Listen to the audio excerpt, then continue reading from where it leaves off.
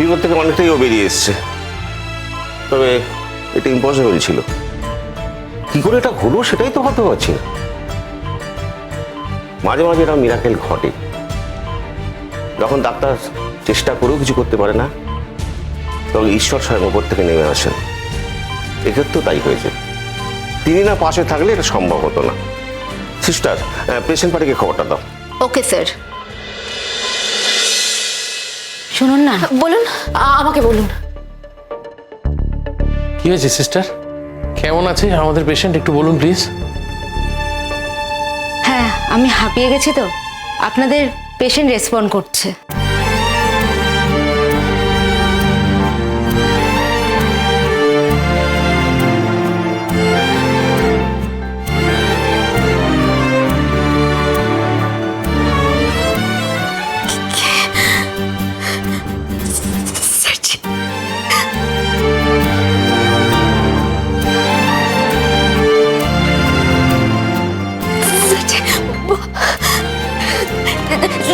শুনুন না, হ্যাঁ কি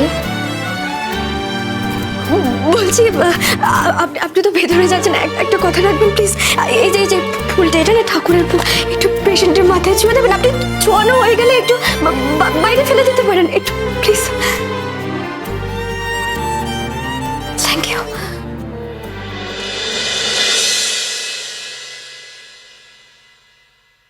সব তোর জন্য মা, সব তোর জন্য। তুই যে পুজো দিতে গিয়েছিলি, সেই জন্য ঈশ্বর করুণা করেছেন। তাহলে তো সবাই বলছিল যে এই কেসটা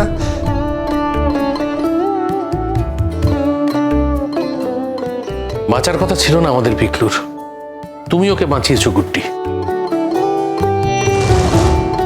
তোমার নিষ্ঠা, তোমার পুজো, তোমার ভক্তি ওকে বাঁচিয়েছে। এ কথা আমরা অন্তত কোনোদিন ভুলবো না। ডাক্তার যেখানে পরাজয় স্বীকার করে, সেখানে ঈশ্বর এসে হাত ধরেন। আজ ঈশ্বর অনুজের হাত ধরেছে গুড্ডি, আর সেই ঈশ্বরের কাছে অনুজের জীবন তুমি ভিক্ষে করেছ। আজ পুরো পরিবারের পক্ষ থেকে আমি তোমার কাছে কৃতজ্ঞতা জানাই গুড্ডি। অবশ্য তোমাকে কৃতজ্ঞতা জানাবোই বা কেন, পিকলু তো তোমারও খুব আপনজন, আপনার জন। কৃতজ্ঞতা জানানোর সম্পর্ক তো নয়। শিরিন দিদি, আমি জানি আমাকে দেখে তোমার খুব বিরক্ত লাগছে, সহ্য করতে পারছো না তুমি আমাকে।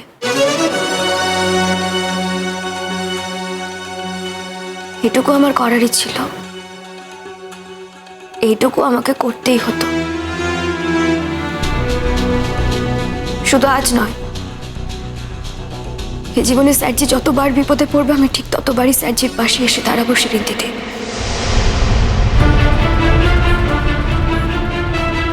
এই বন্ধনটা তুমি কাটাতে পারবে না। আর ঠিক একইভাবে আমিও যতবার বিপদে পড়বো, স্যারজিও আমার পাশে এসে দাঁড়াবে, আমি না চাইলেও, তুমি না চাইলেও। কি করবে বলো?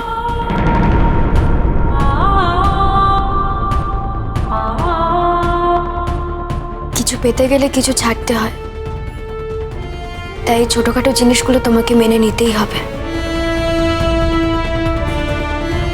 রাগ করো না প্লিজ। আমার কাজ শেষ হয়ে গেছে, আসি তাহলে এবার।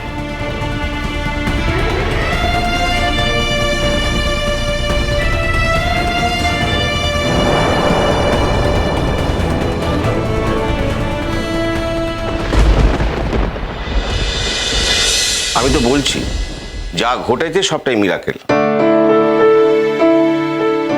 সত্যি আমরা হোপলেস হয়ে গিয়েছিলাম, আমাদের কিচ্ছু করা ছিল না।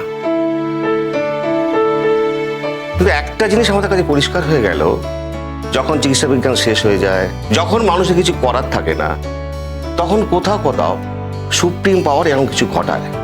আর এক্ষেত্রে সেটাই ঘটেছে। এখন পেশেন্ট বিপদ কাটিয়ে উঠেছে। যে বিপদটা উনি কাটিয়ে উঠেছেন সেখানে ফিরে যাওয়ার আর কোনো সম্ভাবনা নেই। তবে আমরা ওনাকে 24 ঘন্টা অবজারভেশনে রাখবো, দেখবো ওনার যাতে কোনো টেনশন না হয়, মানে কোনো ড্যামেজ যাতে না হয়, মানে এই সবগুলো ঠিকঠাক করতে পারলেই তবে উনি সম্পূর্ণ সুস্থ থাকবেন। আচ্ছা, ওনার ওয়াইফ কে আছেন? আমি আচ্ছা, আপনাদের পরিবারের পক্ষ থেকে আমি একজনকে অ্যালাউ করব। আপনি নিশ্চয়ই আপনার স্বামীর সঙ্গে থাকতে চান?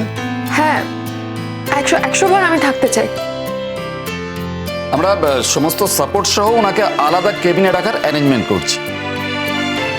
আমরা লক্ষ্য রাখবো যাতে ওনার কোনো ইনফেকশন না ঘটে, সেই জন্য ওনাকে অন্য পেশেন্টের সঙ্গে রাখবো না।